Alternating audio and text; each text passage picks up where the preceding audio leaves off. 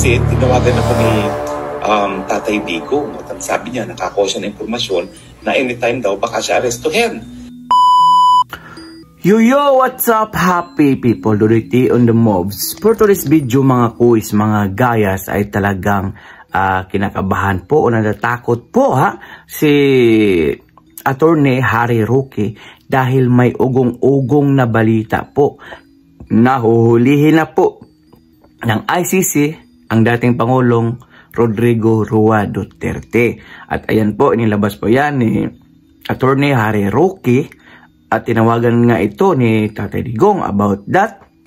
At isa pa nito mga kuis, mga gayas, yung Task Force Davao po ay binuwag na po.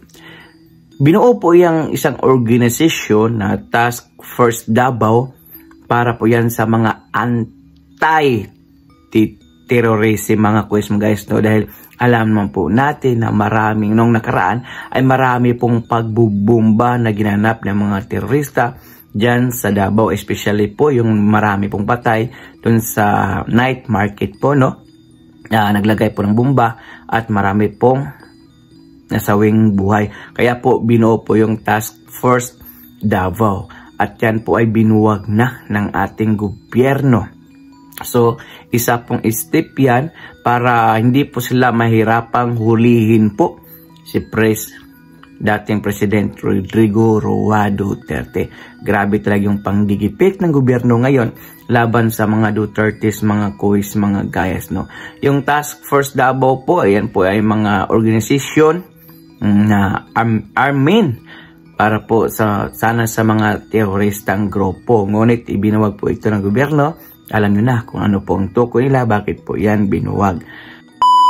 Nakakuha ng impormasyon si dating Pangulo Rodrigo Duterte na posibleng arestuhin na siya ng International Criminal Court anumang oras. Kasunod pa rin ito ng madugon drug war sa kanyang administrasyon. May report si Eileen Taliping. Nakakuha umano ng impormasyon si dating Pangulong Rodrigo Duterte na posibleng arestuhin siya anumang oras kaugnay sa reklamong inihain laban sa kanya na may kinalaman sa kanyang war on drugs sa International Criminal Court.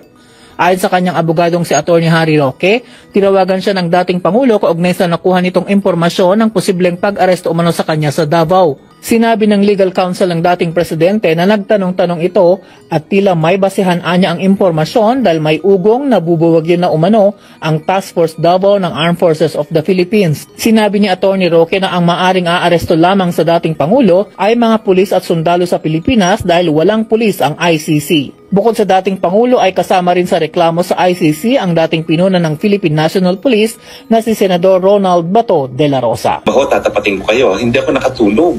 Kasi tinawagan ako ni Tatay Digong at ang sabi niya, nakakuha siya ng impormasyon na anytime daw baka siya arestuhin. Naku, ang instinct ko tumakbo sa Davao, sabi ko naman, ano man magagawa ko kung ako itatakbo doon. Pero hindi talaga ako nakatulog. Now, syempre, nag-amoy-amoy ako kung ano nangyari sa Davao. Abay, parang may katotohanan ng sinasabi niya dahil nakakalap ako ng balita na i-disband daw ang Task Force Davao. Itong Task Force Davao ay mga 700 na mga sundalo yan. No? At sila ay binuo para protektahan nga ang Davao sa banta ng terorismo. Pero syempre, alam nila na loyal sa mga Duterte itong Task Force Davao, so parang nagkaroon nga ng, yan po ugo ngayon na bubugin daw ang Task Force Davao. At ewan ko lang kung kumpirmado, pero nakakalap din ako ng impormasyon na lumipad daw noong Sabado ang Chief of Staff, si General Browder, dyan sa Davao. No? Hindi ko alam kung yan yung kanilang mga pinag-usapan. No? Pero ang kumpirmado, hindi kumpirmado na alam na ng mga Task Force Davao na parang may order na bubogin na sila. So hindi natin alam kung ano mga mangyari sa susunod na mga araw. Pero ganun pa man, I'd like to assure you na meron naman tayong mga contingency plans. Abangan na lang kung anong susunod na kabalata. So, ma-picture out nga po natin kung ano talagang punot dulo nito mga kuis, mga guys, no, kung bakit galit yung mga Marcoses sa Duterte, kaya ito ginawa ang paggigipit sa kanila mga kuis, mga gayas, ay nag-ugat po ito noong hindi po nabigyan ng budget ang ating Vice President na si Sara Duterte para sa kanyang opisina. At nagalit po mula noon ay nagalit po ang ating dating President Tatay Digong. At doon nga sa SMNI ay mayroon po siyang programa doon. At talagang nutukoy niya doon na ang ating Speaker Martin Romualdez ang dahilan kung bakit hindi po nabigyan ng pundo ang opisina ni Vice President Sara Duterte. Mula noon po ay nagkasagutan na po ang mga Marcoses at ang mga Dutertes, mga kuis, magayos, no? At lalo na noong prayer rally sa Davao na talagang binanatan po ni Tatay Digong si Pangulong Marcos at sinabi niya nitong adik na presidente at nasa watchlist lang. At sumagot naman ito si President Marcos na siguro epekto yan ng isang gamot na tinitik ni dating President Rodrigo Roa Duterte na fentanyl ba siguro yun? Fentanyl. Kaya siguro nakapagsalita ang ating dating Pangulong President Roa Duterte, mga kuis, mga guys, no?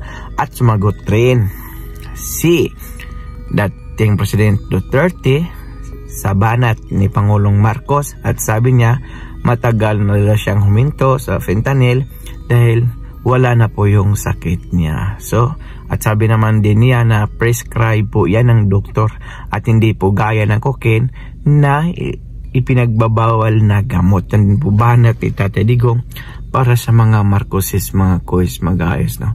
Sana po maayos na ang kanilang mga gusot dahil unit team po sila, di ba? Unit team. Pero ngayon nagka-watak-watak. I think di naman siguro nagka-watak-watak. Siguro may hidwaan lang. Dahil napapansin po natin na itong mga Marcoses ay napapasokan na po ng mga yellow pink lawan, mga kuis, magayos, no? At marami po dyan mga kongresista na hindi na solid Marcoses, hindi na solid Duterte dahil nga marami ng pink lawan. Alam naman po natin yung mga politikong, alam nyo na, di ba? Kung saan yung agos, andun po sila. Yan po mga gawin nila para ano? Para hindi sila madihin sa mawala ng pundo sa kanilang distrito. Alam naman po natin na pag hindi ka sumunod sa utos ng isang speaker ay tatanggalan ka ng pundo. Gagaya nga nangyari kay Paulo Duterte na congressman sa Davao na wala po siyang binigay na pundo o budget para sa kanyang distrito dahil nga hindi siya sumang-ayon sa lahat ng gusto ni Speaker Martin Romualdez. Ganun lang po kasimple yun, intindihin mga kuis, mga guys, no? At sana lang po ay hindi pong mangyaring hulihin si dating President Rodrigo Roa Duterte ng mga ICC dahil napakalaking gulo po ito. At inamin din ni DOJ Secretary Remulla na talagang makipag-cooperate siya sa ICC. So ibig sabihin may bas-bas galing sa presidente. Dahil nga bakit siya makipag-cooperate sa ICC, sa international law na mayroon naman tayong batas dito sa Pilipinas. O diba? Grabe kung sa tingnan natin yung pattern, mga kuis, mga guys, no, ay talagang panggigipit po sa family Duterte dahil nga po malapit na pong eleksyon. So talagang tatakot po sila na baka tatakbo si Inday Sara ng pagka-presidente. So diba, kung isipin po natin, wala pong Marcos ngayon sa palasyo kung walang Inday Sara. Yun po ang totoo, legit po yan. Dahil alam naman po natin na talagang malakas po si Inday Sara noong panahon ng eleksyon. Ganoon lang po kasimple. Tingnan mo ang pattern, mga kuis, mga guys, no? At sana lang walang hindi po matuloy na ipahuli si Tatay Digong dahil magkakagulo talaga ang Pilipinas.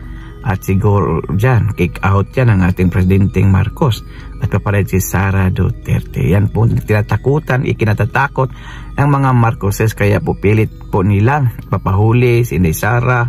Dinawit po si Inday Sara sa katong yung kaso ni Pangulong Duterte, yung sa EJK, hindi ba? Dinawit na silang Paulo Pulong, Inday Sara, si Ronald Bato, at yun nga po sabi din ni Senator Robin na kung huli niya si Bato ay isasama na rin siya sa paghuli dahil suportado po niya yung drug war ni Pangulong Duterte, mga kuis, mag-ayas, no?